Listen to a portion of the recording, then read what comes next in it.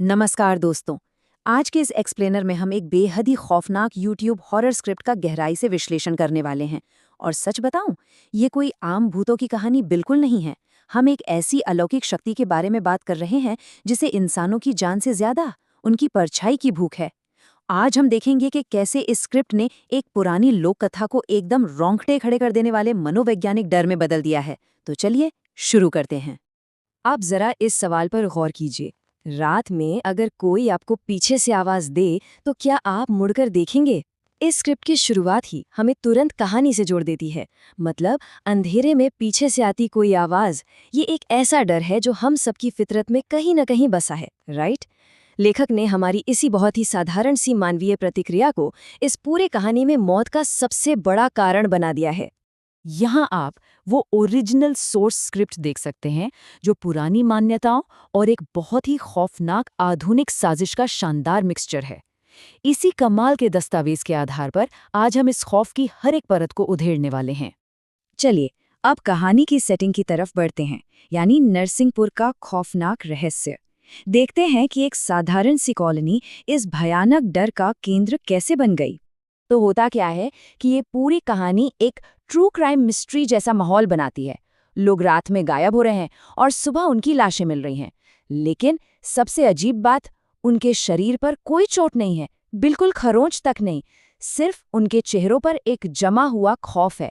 ये बात इस चीज पर बहुत जोर देती है कि उन्होंने जिस डर का सामना किया वो पूरी तरह से मनोवैज्ञानिक था। मतलब दर्द शरीर को नहीं, सीधा रूह को दिया गया था। भाग 6, पत्रकार राघव की तहकीकात। यहीं पर हमारे main character crime journalist Raghav की एंट्री होती है, जो अंधविश्वासों पर बिल्कुल यकीन नहीं करता। इस टाइमलाइन को देखिए। स्क्रिप्ट बहुत ही चालाकी से दिखाती है कि खौफ हमेशा रात के गहरे सन्नाटे में ही हमला करता है। रात 2 बजे, फिर 2:17 और आखिर में 3 बजे। जैसे जैसे रात गहराती है ना, आने वाले खतरे का वो एहसास और भी ज्यादा भारी और दमघोटू होने लगता है। अब ये पॉइंट बहुत क्रूशियल है। स्क्रिप्ट शुरुआत में ही सीसीटीवी फुटेज के जरिए एक विजुअल प्रूफ दे देती है। शिकार रुकता है, पीछे देखता है, और तभी एक छोटा सा काला साया सीधा उसके कंधे पर झपट पड़ता है। राघव का तार्किक दिमाग भी इस फुटेज को देखकर सुन्न रह जाता है। उसके सामने एक ऐसी सच्चाई आ जाती है जिसे वो चाहकर भी नकार नहीं सकता। सेक्शन 9, 1.5 फुटिया की हकीकत। इस खतरे को सच में समझने के लिए कहानी में शकीला आपा की एंट्री होती है, जो शैतानी शक्ति के डरावने नियम बताती हैं। शकीला आपा बताते हैं कि ये एक 1.5 फुटिया है, एक अधूरा अधमरा जिन का बच्चा। अब यहाँ विरोधाभास देखिए। उसकी लंबाई महज 1.5 फुट है, लेकिन ताकत इंसान से 100 गुना ज्यादा। उसका ये छोटा आकार उसे कमजोर नहीं बनाता, बल्कि उसे और भी ज्यादा अनप्रिडिक्टेबल और खतरनाक बना देता है। और ये शिकार कैसे करता है? ये शैतान पीछे से पुकार कर लोगों को फंसाता है, वो भी किसी बच्चे या आपके किसी अपने की आवाज में। यहाँ जो खौफ है ना, वो बहुत ही पर्सनल है। ये हमारी इंसानी भावनाओं और किसी की मदद करने की हमारी फितरत का फायदा उठाता है। ये हमारी अच्छाई को ही हमारे खिलाफ एक हथियार की तरह इस्तेमाल करता है। भाग 12, पहला सामना।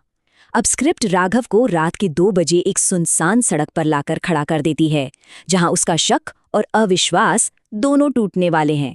राइटर ने यहाँ जिस तरह की संवेदी यानी सेंसरी लैंग्वेज का इस्तेमाल किया है, वो कमाल है।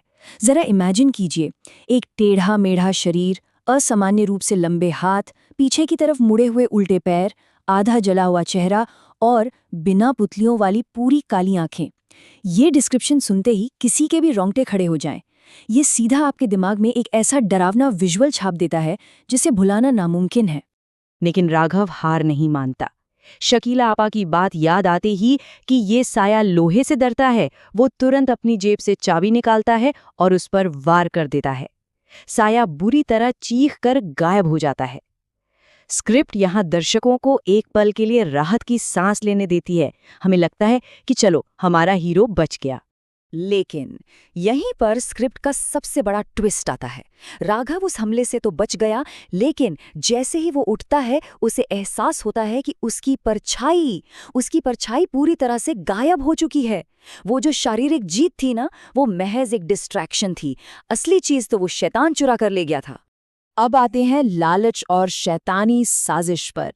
कहानी यहाँ एक बहुत ही डार्क टर्न लेती है और इस अलौकिक खौफ को हमारे समाज की एक बहुत ही असली बुराई से जोड़ देती है। तो पता चलता है कि ये सब किसी भूत प्रेत का रैंडम काम नहीं था। इसके पीछे एक रसूखदार बिल्डर और एक तांत्रिक का हाथ था। वो कॉलोनी खाली करवाकर करोड़ों की जमीन सस्ते में हड़पना चाहते थे और इसी लालच में उन्होंने एक ऐसी अधूरी शैतानी शक्ति को बुला लिया जिस पर अब उनका खुद का कोई कंट्रोल नहीं रहा। मतलब असली शैतान तो इंसान के लालच के अंदर ही बैठा था। चलिए अब बढ़ते हैं असली रूप और आखिरी जंग की तरफ। सच्चाई जानने के बाद राघव रात के 3 बजे उसी पुराने खंडर में पहुंचता है, फाइनल शोडाउन के लिए। और यहाँ ये स्क्रिप्ट अपने सबसे खौफनाक चरम पर पहुंच जाती है। जरा इसके विजुअल डिटेल्स पर ध्यान दीजिए। वो 1.5 फुट का साया अचानक बहुत ही भयानक तरीके से फटता है। हाँ, लिटरली फटता है और उसमें से निकलता है घुटन भरा काला धुआं जो हवा में फैलकर एक विशाल प्रलयंकारी जिन का रूप ले लेता है। अब ये कोई डरावने बच्चे की कहानी नहीं रही, ये एक बहुत ही भारी सर्वनाश कर देने वाले खतरे में बदल चुकी है। फिर राघव तुरंत एक रक्षा मंत्र पढ़ता है और लोहे के घेरे का इस्तेमाल करता है। जिन दर्द से चीखता है और गायब हो जाता है। राइटर यहाँ बहुत ही चालाकी से हमें एक झूठी तसल्ली देता है। हमें लगने लगता है कि चलो भाई, राघव ने अपनी अकल से इस शैतान को फाइनली हरा दिया, नाइटमेयर ओवर। लेकिन नहीं, इस एक्सप्लेनर का जो असली रूह कंपा देने वाला खौफ है वो तो अगली सुबह के लिए बचा कर रखा गया था। परछाई का खौफनाक सच। यहाँ आकर मनोवैज्ञानिक तनाव अपने एब्सोल्यूट पीक पर पहुंच जाता है। राघव सुबह उठता है, आईना देखता है। आईने में वो बिल्कुल सामान्य और सुरक्षित है, लेकिन जब वो नीचे जमीन पर देखता है, उसकी परछाई उसके साथ हिली नहीं रही है। वो उससे अलग खड़ी है और लिटरली उसे घूर रही है। सोचिए, एक आईना और एक परछाई जैसी आम चीज यहाँ सबसे बड़ा डर बन जाती है। इंसान का अपने ही वजूद से कंट्रोल पूरी तरह खत्म हो चुका है। और फिर वो अलग खड़ी परछाई धीरे से मुस्कुराती है और फुसफुसाते हुए कहती है, वो आ चुका है। ये एक डायलॉग इस कड़वी सच्चाई को पक्का कर देता है कि बाहर की जंग शायद राघव जीत गया था, लेकिन अंदर की जंग वो हार चुका है। ये एहसास ही इतना खौफनाक है कि 1.5 फुटिया असल में खत्म नहीं हुआ था। वो तो पहले से ही राघव के अंदर घुस चुका है। वो राघव को अपना अगला शरीर, अपना नया वेसल बना चुका है। ये कहानी किसी चीख पुकार या जंप स्केयर के साथ खत्म नहीं होती।